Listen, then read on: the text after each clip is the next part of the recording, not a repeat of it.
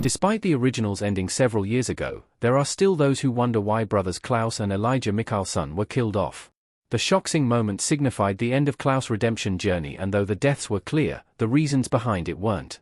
Klaus, Joseph Morgan, and Elijah's, Daniel Gillies, deaths set up the foundations for legacies and ensured that the two most pivotal Mikkelsen siblings to the franchise would never be seen again.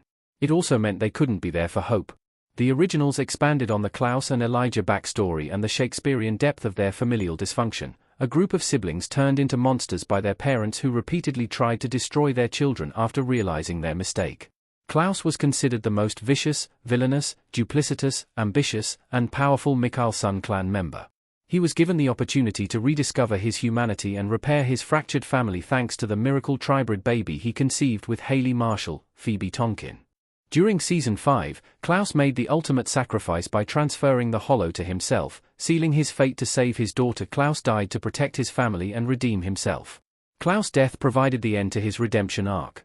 Rebecca, Klaus and Elijah standing together for the Vampire Diaries. Because he decided to absorb the hollow, Klaus had no recourse but to end his own life at the end of the originals.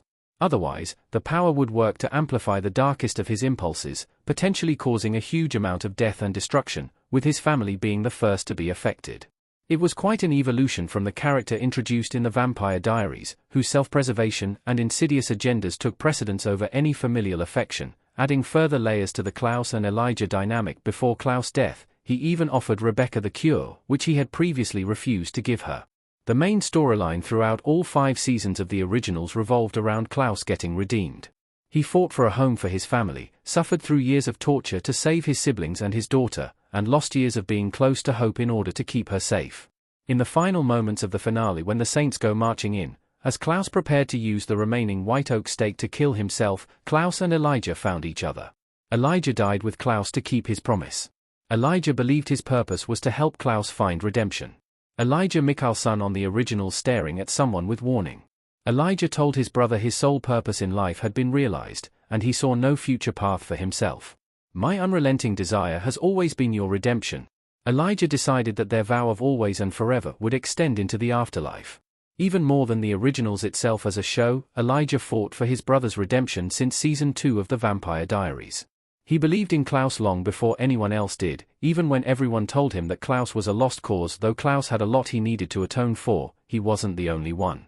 The Mikkelsens were depicted as the protagonists on the originals, but they all had done some terrible things in their long lives.